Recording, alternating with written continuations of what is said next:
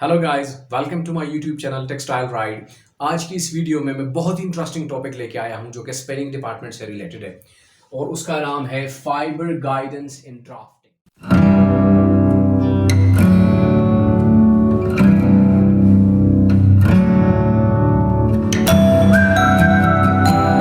Means drafting assembly कि जब हम रिंग स्पिनिंग में फाइबर्स की ड्राफ्टिंग करते हैं, यान की ड्राफ्टिंग करते हैं और उसको कन्वर्ट करते हैं फाइनल यान में, या रोविंग की ड्राफ्टिंग करते हैं क्योंकि जो रोविंग मशीन है उसका आउटपुट रोविंग यान होता है और उसके बाद फाइनली ये चला जाता है रिंग स्पिनिंग में और उससे फाइनली धागा क्रिएट हो जाता है जहां जिस टाइप ऑफ फाइननेस हमें चाहिए।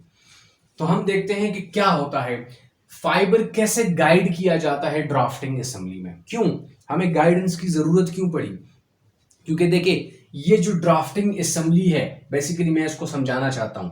इस पहले ये जो हमारे पास ये पहला है, इस जोन को कहते हैं ब्रेक ड्राफ्ट। इसको क्या कहा जाता है? कहा जाता है ब्रेक ड्राफ्ट। ठीक है जी। और इसको क्या कहा जाता है? ये जो दूसरा ड्राफ्ट है दूसरे लोडर्स के बीच में, इसको कहते हैं मेन ड्राफ्ट। अब होता क्या है हमारे पास कि जब ये रोविंग, यहां से ये जो ब्लू कलर का आपका लाइन दिख रहा है, this is basically called roving.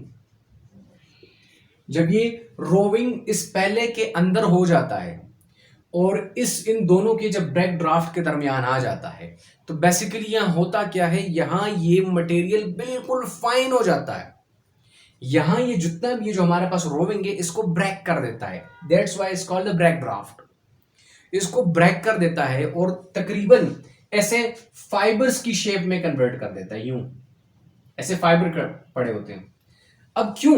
क्योंकि यहां पे देखिए, यहां पे जब ये ब्रेक करता है और इस मेन ड्राफ्ट में भेज देता है, तो इस मेन ड्राफ्ट में इसमें ना तो स्ट्रेंथ होती है ना इसमें ट्विस्ट होता है। ठीक है, क्योंकि वो स्ट्रेच कर दिया होता है। फाइनली जितना हमें फाइननेस इसका चाहिए उतना ये स्ट्रेच किया होता है, इसी वजह से इसमें ट्विस्ट नहीं होता और ये क्या हो जाता है, अप्रोक्सीमेटली तकरीबन कुल चुका होता है।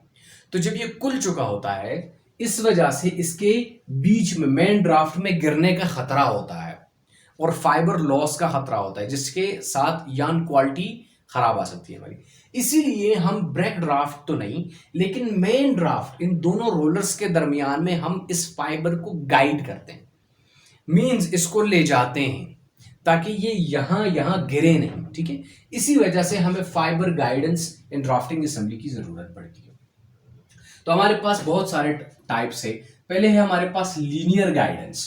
लीनियर गाइडेंस मैंने यहां पे आपको शेप बनाया हुआ है कि कैसे करता है कि जब ये फाइबर, ये जो हमारे पास यान है या रोविंग है, ये इंटर हो जाता है और ब्रेक ड्राफ्ट में आ जाता है, तो यहां इसको ब्रेक किया जाता है। उसके बाद हमने क्या किया है कि ये जो ऊपर वाला रोलर है हमने बड़ा छोटा रखा है और इसको, ये वुडन रोलर होता है और इन दोनों की तो मोशन होते हैं, लेकिन जो वुडन रोलर है इसको कोई मोशन नहीं होता। तो होता क्या है कि जब ये रोलर एक धागे के ऊपर पड़ा है यूं, तो जब ये धागा मूव करता है तो ये रोलर भी इसके साथ मूव करता है। तो ये रोलर जो मूव करता है ये इस धागे के मूवमेंट से मूव करता है, ये ऊपर पड़ा होता है इस नीचे वाले रोलर पे। और हो क्या रहा होता है कि ये जो मेन ड्राफ्ट है बेसिकली, ठीक है, ये ब्रेक ड्राफ्ट है और मेन ड्राफ्ट है, और इस मेन ड्राफ्ट के दरमियान में क्या हो रहा है कि ये इसको गाइड कर रहा है। ठीक है जी, ये इन फाइबर्स को गाइड कर रहे हैं, लीनियर गाइड कर रहा है, और गाइड कर रहा है कहां पे, ताकि ये डिलीवरी रोलर के बीच में से गुजर सके या उसमें से जा सके। तो ये तो बेसिकली एक सिंपल सी बात है लीनियर ड्राफ्ट का, और ये चला गया, ये स्पिनिंग डिपार्टमेंट में अब नहीं है क्योंकि ये इसकी क्वालिटी जो है वो बहुत खराब आ रही थी और अच्छी नहीं आ रही थी। आगे हमने क्या किया, आगे दूसरा जो है हमारे पास सरफेस गाइडेंस है कि सरफेसली अगर हम गाइडिंग करें कि जो हमारे पास यान है, ठीक है, उसको किसी सरफेस के थ्रू हम गाइड करें, तो हमारे पास पहला है डिफ्लेक्शन। डिफ्लेक्शन किसे कहते हैं कि आप यहां इस रोलर को देखें, यहां देखें, ये तकरीबन सेम आएगा। ठीक है, लेकिन यहां देखिए आप इस रोलर को, ये यहां पड़ा है, इसका सेंटर लाइन यहां है और इसका सेंटर लाइन यहां है, मतलब बीच में क्या है, गैप है। ठीक है, बीच में क्या है, गैप है। इसका मतलब है कि पहला रोलर हमने यहां रखा, उसके थोड़ा सा आगे हमने इसके साथ टच में एक रोलर यहां रखा। तो मतलब ये है कि जब ये आएगा, ये तो खैर मैंने स्पेस बहुत ज्यादा बना दिया है, लेकिन स्पेस इतना नहीं होता ड्राफ्टिंग असेंबली में। तो ये क्या करता है कि थोड़े से स्पेस तक ये फाइबर को अपने रोलर के सरफेस के ऊपर गाइड करता है ले जाने में, ठीक है। लेकिन फिर भी कहीं ना कहीं अगर हम इसको छोटा भी कर दे तो थोड़ा से फासले में भी इस फाइबर के गिरने के खतरात पॉसिबल है, ठीक है। तो इस खतरात को निकालने के लिए हम शिफ्ट हो गए सिंगल एप्रन पे। एप्रन किसे कहते हैं? एप्रन बेसिकली एक रबर टाइप होता है, ठीक है, रबर।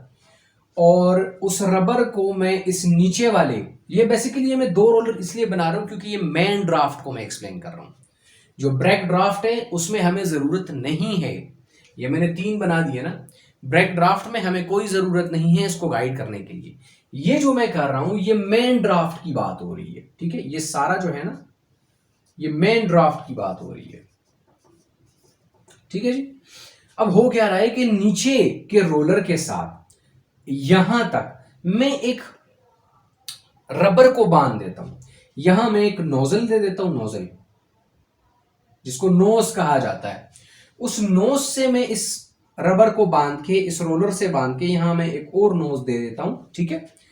ये क्या हो जाता है कि ये एक सरफेस प्रोवाइड करता है, और जैसे ये रोविंग एंटर होता है मेन ड्राफ्ट में, ये सरफेस के ऊपर पड़ा होता है, और ये जब रोलर मूव करते हैं इसी वजह से ये रबर भी मूव करता है कॉन्टिन्यूसली, और ये जो फाइबर है ये आराम से डिलीवर हो जाते हैं इस डिलीवरी रोलर में, ठीक है जी।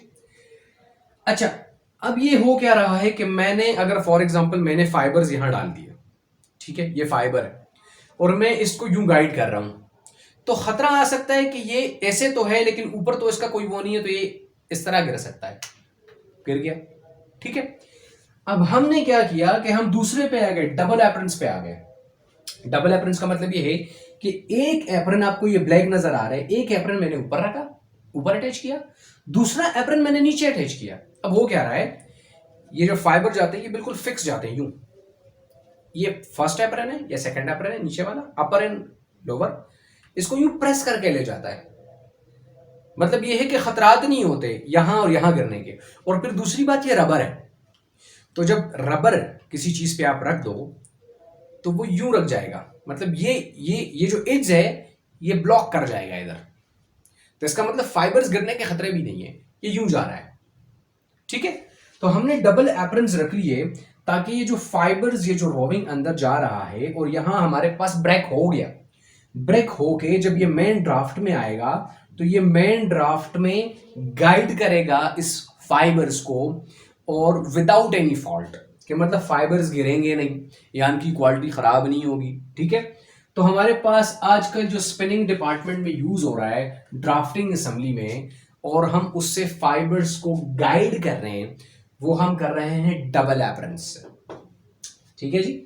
अच्छा, अब एक और बात मैं एक्स्ट्रा बता दूं इसमें, कि जब ये बिल्कुल स्ट्रेच करके जाता है, यूं करके जाता है और ये चला जाता है ऐसे, आपके जहन में एक क्वेश्चन क्लिक करेगा कि अगर फॉर एग्जांपल ये एक दूसरे के ऊपर, ये एप्रन एक दूसरे के ऊपर ये फिक्स्ड है, तो ये जो ब्रेक ड्राफ्ट से फाइबर्स आ रहे हैं ये अंदर कैसे जा रहे हैं इसके, मतलब ये फिक्स है, ठीक है जी, ये फिक्स है। अब मैं इस तरफ से कोई चीज ला रहा हूं तो कैसे आएगा, इसके अंदर इंटर कैसे होगा। तो हमने क्या किया होता है कि इस अपर एप्रन और लोअर एप्रन, इसके बीच में साइडों पे हमने एक इक्विपमेंट लगाया होता है ताकि वो स्पेस प्रोवाइड सके फाइबर को अंदर आने के लिए, और उसको फॉर एग्जांपल यहां मैंने लगा दिया, और उसको मैंने नाम दिया स्पेसर का, ठीक है जी, उसको स्पेसर कहा जाता है। तो आज के लिए इतना ही कि फाइबर गाइडेंस है, पहले मैंने बताया लीनियर का, ठीक है। लीनियर में हमारे पास एक छोटा सा रोलर ऊपर होता है जो वुडन रोलर होता है, और उसको हम टम्बलर भी कहते हैं, टम्बलर, ठीक है, टम्बलर रोलर है। इसको सिंपल गाइडेंस कहते हैं, सिंपल गाइड कर रहे हैं। सरफेस गाइडेंस ये है कि हम पहले रोलर्स को हमने डिफ्लीट किया, मतलब उसमें डिफ्लेक्शन पैदा किया, जब उससे भी हम सेटिस्फाइड नहीं हुए और हमारे फॉल्ट आने लगे तो हमने सिंगल एप्रन पे मूव किया। और सिंगल एप्रन पे मूव किया कि भाई हमारे पास जो फाइबर्स जा रहे हैं वो आराम से चले जाए, लेकिन इसका यहाँ से खतरा होता है कि गिरने का। तो हमने डबल एप्रन्स लगा दिए, एक एप्रन ऊपर लगा दिया, एक एप्रन नीचे लगा दिया। और क्या किया हमने, फाइबर स्मूथली रन किए। ये एप्रन याद रहे ये रबर के होते हैं, ठीक है। 1 mm इसकी थिकनेस होती है। और इंशाल्लाह ये आज के लिए इतना काफ़ी है। नेक्स्ट वीडियो में मिलेंगे एक नेक्स्ट टॉपिक के साथ। शेयर कीजिए, लाइक कीजिए, सब्सक्राइब कीजिए और कमेंट्स लाजमी कीजिए। Thank you so much.